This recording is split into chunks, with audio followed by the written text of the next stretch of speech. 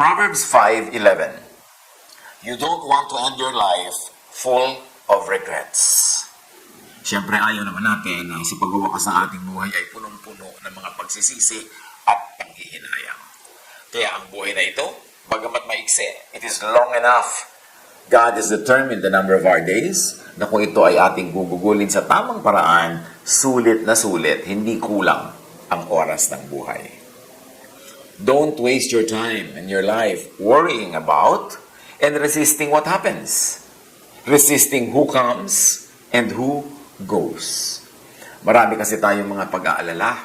Sobra tayong natatakot na baka tayo mamatay, baka mamatay mga loved ones natin. Siyempre, ayaw natin mangyari yon. Pero tama ba naman na lagi natin yung katakutan, laging isipin, laging gawing nasa guni-guni natin, tuloy ay tayo ay lagi na pinahihirapan?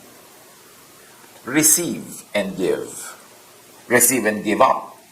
Receive and let go. Yan ang napakaiksik pamagat ng ating pag-aaral sa sandaling ito. Kung ating susuriin ang buhay, at makikita naman natin sa Biblia ang lahat ng mga ideya na ito, life goes in cycles. Paulit-ulit lang ang lahat sa buhay. Sa buhay ng isang nilalang at buhay ng buong sangsinukob, ang lahat ay paulit-ulit lang in micro and macro ways. Ecclesiastes 1:5-7. Ang araw ay patuloy sa pagsikat at patuloy sa paglubog. Pabalik-balik lang sa pinanggalingan. Ang hangin ay umiihi patungong timog, papuntang hilaga, buong araw na paikot-ikot. Lahat ng tubig ay umuuwi sa dagat, ngunit hindi ito napupuno. Ang tubig ay bumabalik sa batis sa pinagmulan upang muling umagos patungong karagatan. As we have said, lahat ay paulit-ulit lang. Pati ang wind cycle, ang water cycle, in fact, lahat ng nasa buhay ay cyclical.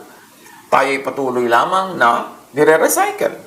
Lahat ng kinreate ng Diyos, sabi, on the seventh day, God rested from all His work. Ibig sabihin, ang kanyang ginawa ay self-sustaining, self-circulating, self-recreating, self-recycling. Kaya, pabalik-balik lang ang lahat.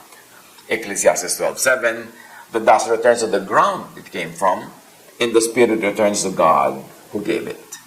Pati ang ating katawan, recycled. At ang ating espiritu, galing sa Diyos, tumired dito sa ating katawan, babalik sa Diyos. Ganun lang ang lahat. Paulit-ulit, pabalik-balik. Ano ang ibig sabihin niyan sa ating pag-appreciate ng buhay? Na dapat nating maintindihan at ma-appreciate that individual lives enter and leave the cycle at different points. Parang Ferris wheel, maraming silya, paikot-ikot, sasakay ka, hindi naman sure na yung point na pinagsakyan mo, doon ka rin bababa. Merong kaitaasan pa lang doon, ay bumababa na siya, lumulutang na, meron namang sa gitna pa lang, ay bumababa na, iba-iba.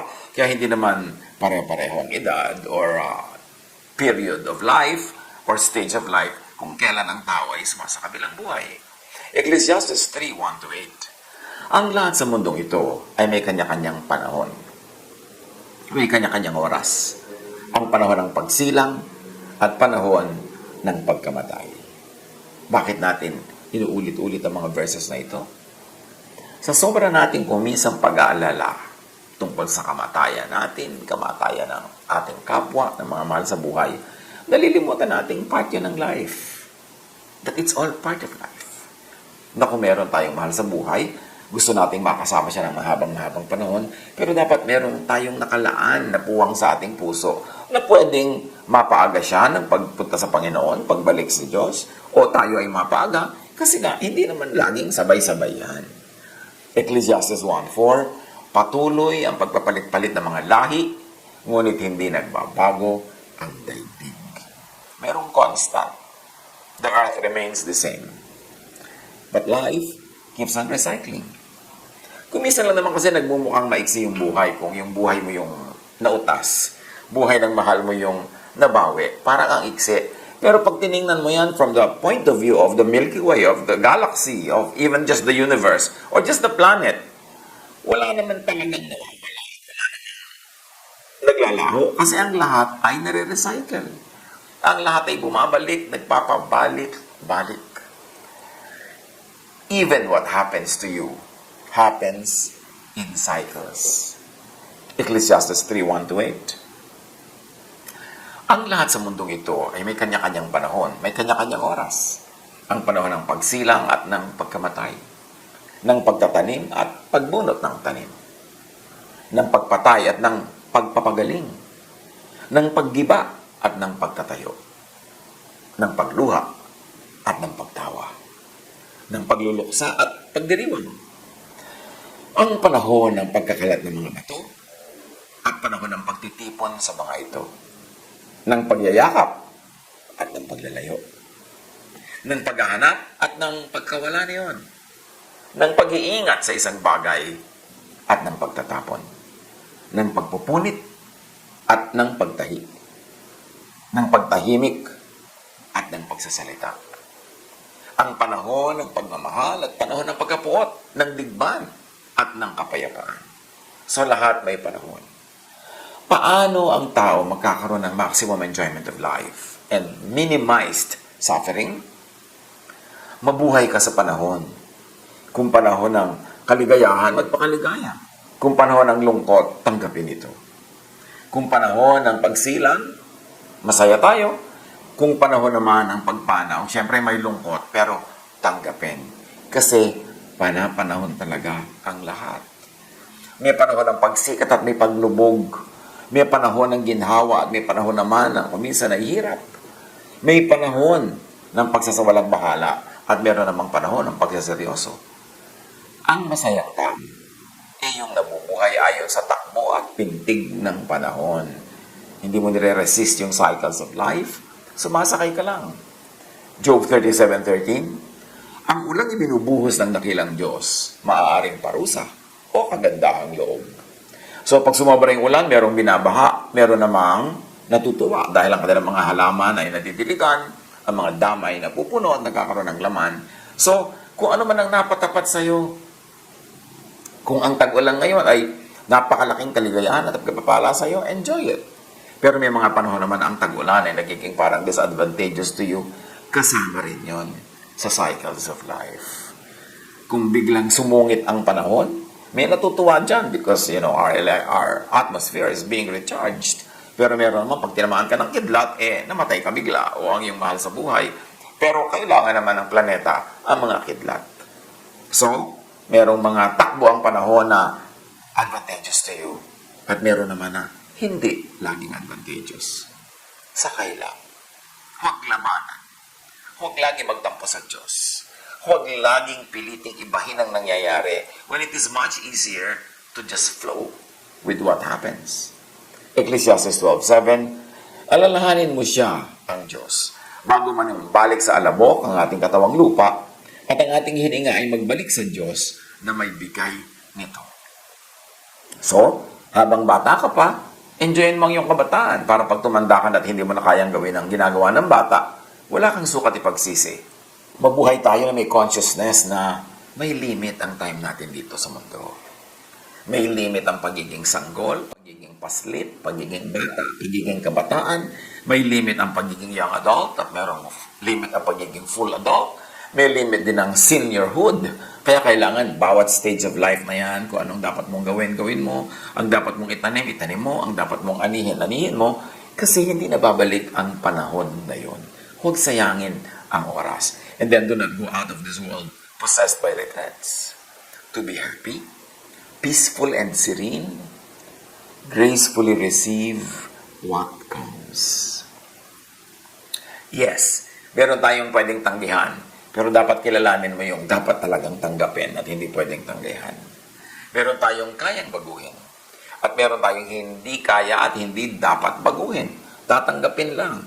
And it is to our advantage to be wise, to recognize kung ano ang tinatanggap at ano ang binabago, ano ang tinatanggihan at ano ang buong pusong tinatanggap. O kahit man hindi buong puso ay dapat mo ring tanggapin, even grudgingly, kasi dapat tanggapin. Masaya ang taong hindi nakikipagtunggali sa takbo ng agos, hindi lumalaban sa alon o sa ihip ng hangin. Kasi mas dumadali ang paglalakbay niya sa mundong ito. Isaiah 45:9, ang palayok ba ay makakatutol sa gumawa sa kanya? Maitatanong ba ng putik sa magpapalayok kung ano ang ginagawa nito. Masasabi ba ng palayok na hindi sanay ang gumawa sa kanya? Of course, the obvious answer is no. We are just the clay in the potter's hand. Hayaan natin ang may likha ang masunod. Ang lahat ng ginagawa niya ay tama, whether we agree or not. Ang lahat ng ginagawa niya ang pinakamabuti, kahit at some moments we don't think na nakakabuti sa atin. Pero remember, hindi lang tayo ang tao sa planeta. Ang dami. Kaya kung minsan sa ikabubuti ng iba, ikaw naman itong ngayong nagpaparaya, ikaw yung hindi nabibigyan ng priority, kasi alam nga namang lahat sabay-sabay.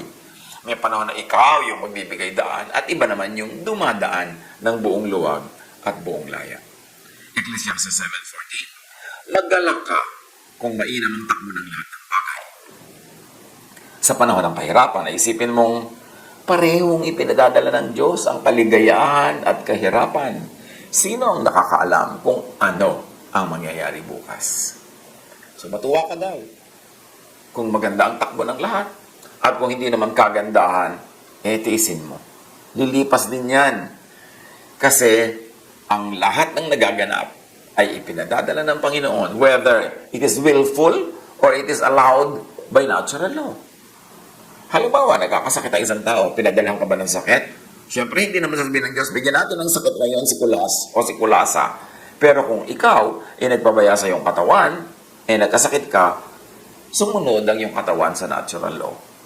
O kaya, hindi ka nagpabaya, ingat-ingat mo. May tinatawag naman si Solomon na time and chance happens to all. Sabi niya, merong paminsan-minsan dinarata ng malas. Talagang hindi yung inaasahan ang nangyari. At kabaligtaran ng pinaghandaan yun ang naganap. Meron din daw talagang ganun. So let's leave space in our hearts and minds para sa tinatawag ni Solomon na time and chance. Huwag sisihin ng Diyos. Kasama yan sa takbo ng buhay kahit hindi natin lubos na nauunawa. Tanggapin ang dapat tanggapin para huwag tayong makipagbuno sa ating sariling buhay. Ecclesiastes 11:9, magdala ka binata sa panahon ng iyong kabataan. Gawin mo ang gusto mo at lahat ng kaakit-akit sa paningin mo. Ngunit tandaan mo ang lahat ng ito ay iyong ipagsusulit sa Diyos.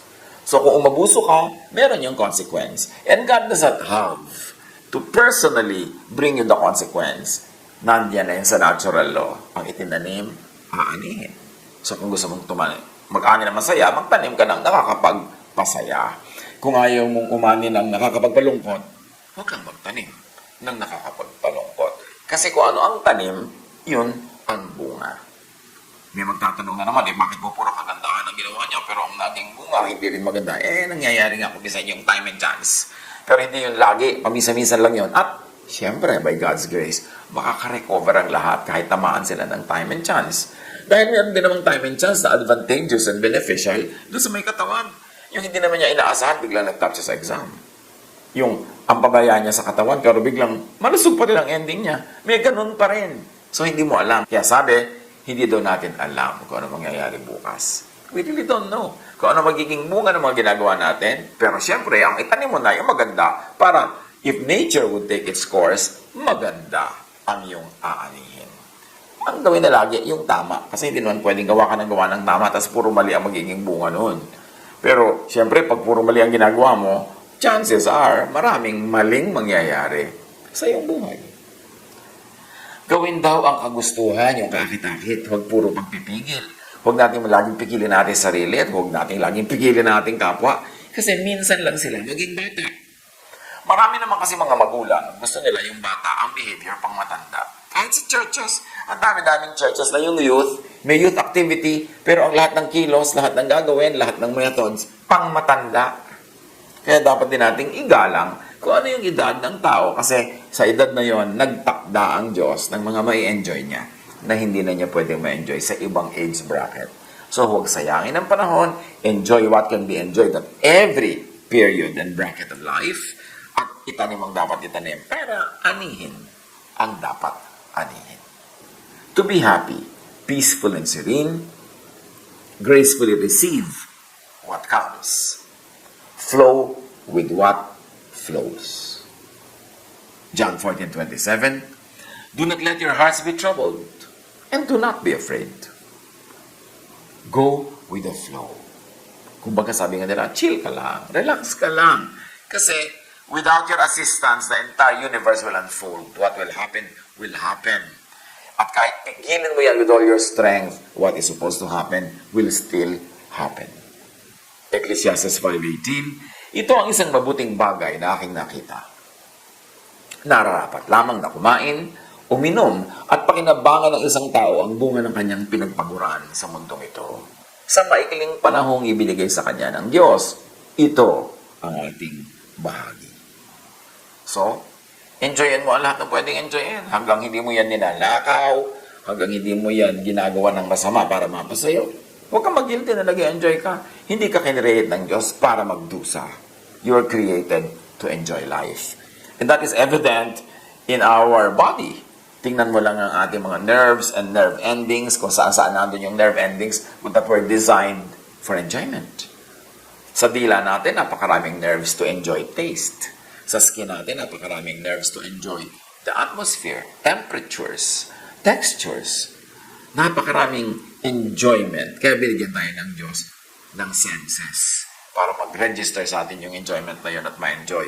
Marami naman, akala nila ang pagiging religious, ibig sabihin, tanggihan ang lahat ng sinasabi ng iyong senses, tanggihan ang lahat ng iyong kaligayahan, tiisin ang lahat ng kagustuhan.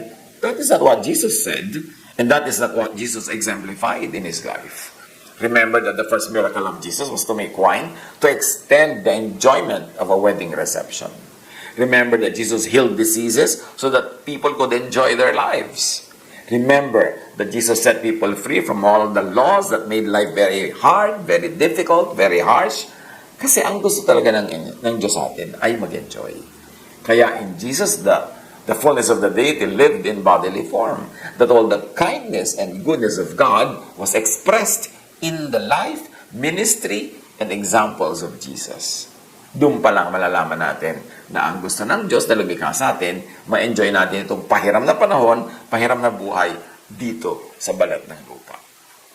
Job 33:28, God has delivered me from going down to the pit, and I shall live to enjoy the light of life.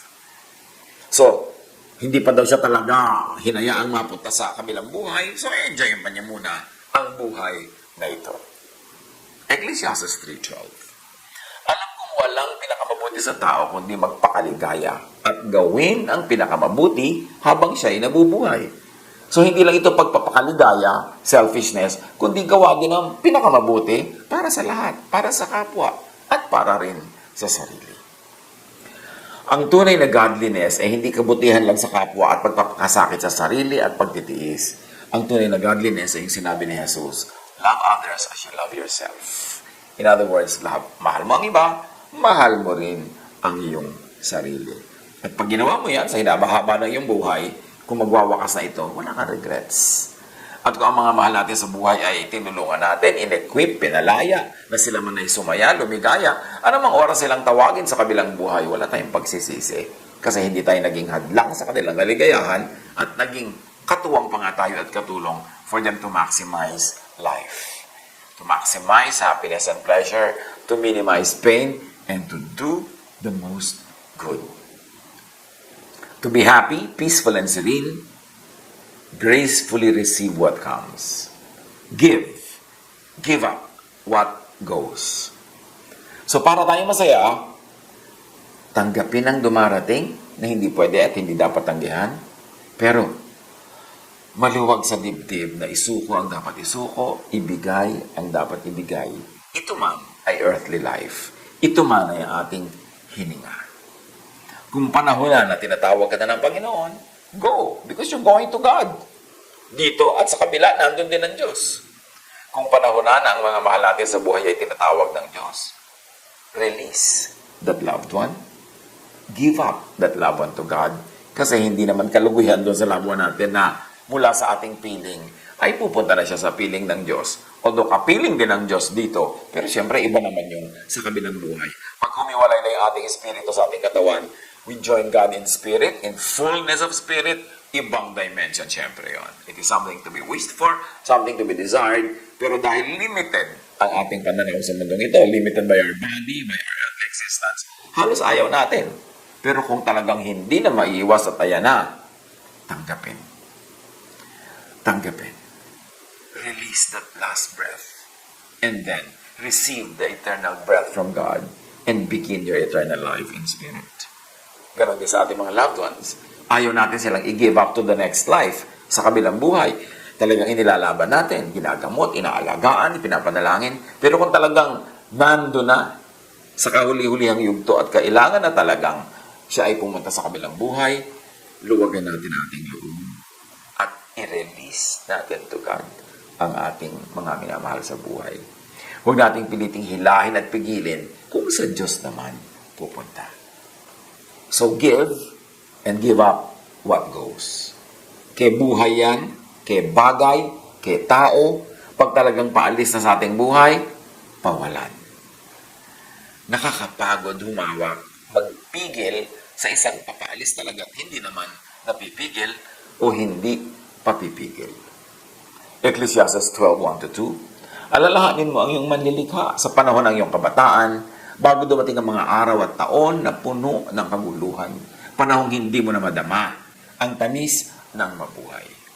So, pagka panahon na ng kabataan, alalahanin mo ang Panginoon na nagbigay sa iyo ng kabataan, enjoy it. Pero alalahanin mo din ang Panginoon ay may mga limitasyon ay binigay. Just observe those limits. Kasi pag limited ka, ibig sabihin niya ng mabuti para sa iyo. Huwag mong sagarin, huwag mong lampasan kasi hindi na magiging mabuti sa iyo. Magkakaroon niya ng consequence.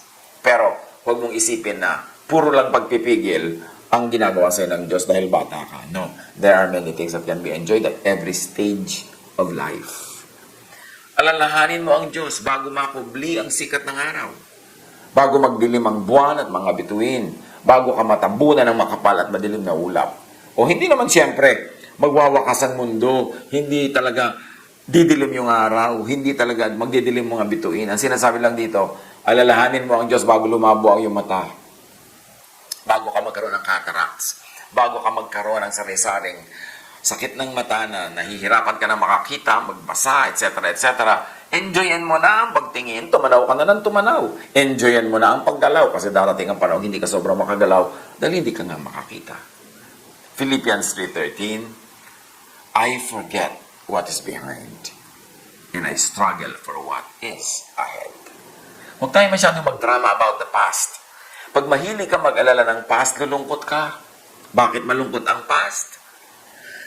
Kasi marami nang nandun dati, ngayon wala na.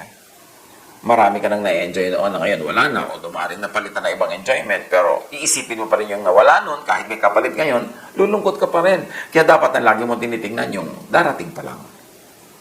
Pero hindi naman tayo dapat ma-obsess with the future kasi worry naman ang dadalhin yan sa ating buhay. Yung sabi nga nila, sakto lang.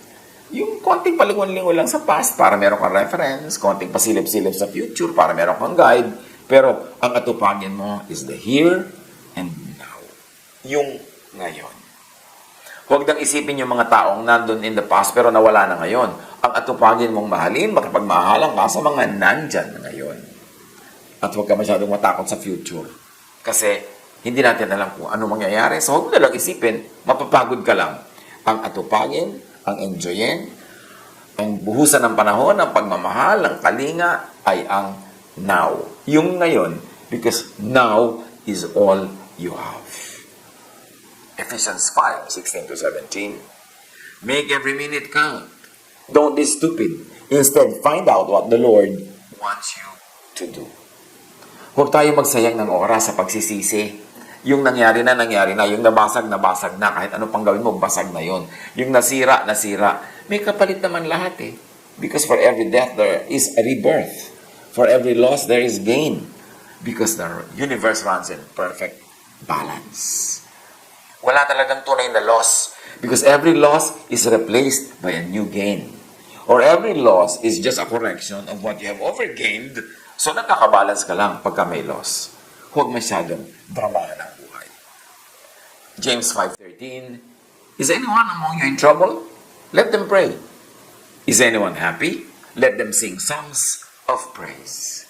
Yan ang ating gawin sa buhay.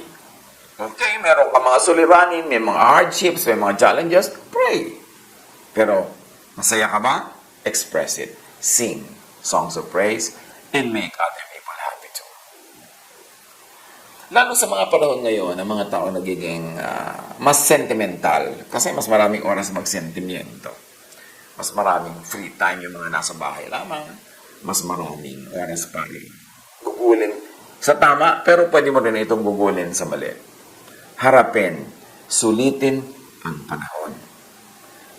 Bitawan na yung tapos na. Magtapas tayo ng palad sa darating pa. Pero, ang hawakan, ang yakapin, ang himasin ay yung ngayon. Because that is what we have. Live with this consciousness that this minute will never happen again. This day will never come again. At pag lumampas yan, lampas na siya. So huwag nating palampasin ang opportunity to do good to others and to ourselves. To love and be loved. To plant so we can harvest. Do not problematize life. Do not problematize death. Bakit pwedeng hindi problemahin even death? Because God fills all space and all time. Kahit saan, kahit kailan, kahit paano, we are in God's presence. Nandito ka sa katawang ito, kasama mo ang Diyos. Umalis ang espiritu mo sa katawang ito, kasama mo pa rin ang Diyos. Lalo kang ang nalapit sa Diyos because God is Spirit. And when you have become fully just a spirit without this body, edi mas maraming mga avenues to be fully reunited with God. Kaya siguro walang anuman ang kamatayan sa may likha, sa Creator, kasi siya ay Recreator. Bakit hindi kailangan magluksa ng Diyos pag may taong namamatay? Kasi sa Kanya rin naman pumupunta yun. Ano yung pagluluksa niya? Kasama niya kanina, kasama niya ngayon, kasama niya bukas. At pag naintindihan natin ito, mababawasan din natin pagluluksa. Mababawasan ating lungkot. Kasi nawala lang sa piling natin dito sa ating bodily existence yung sumakabilang buhay. Pero hindi naman siya nawala sa piling ng Diyos. In fact, what is so nice to anticipate is when we get released from this physical body that we rejoin all those who have gone before us. Merong advantage ang lahat ng situation. Truly, merong nakakalungkot. Pero anong mapapala mong i-dramatize ang lungkot? Lalo lang bibigat.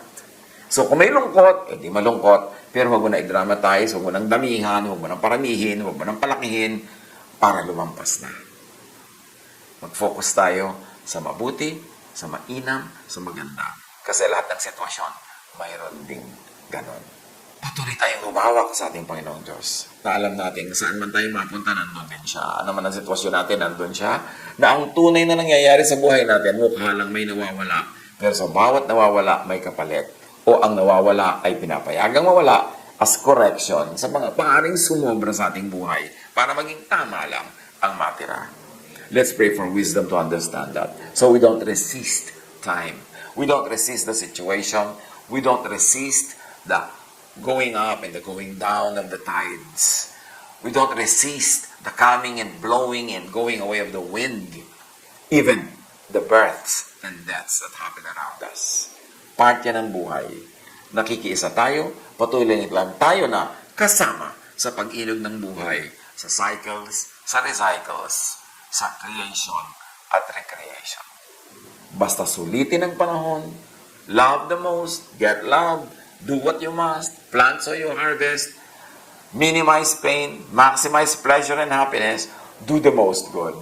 And if you have to face your maker na, then face your maker. Release those that have to be released, whether they are things or people or ideas or dreams. Huwag makibaka sa daloy ng buhay. Go with the flow. God bless us all.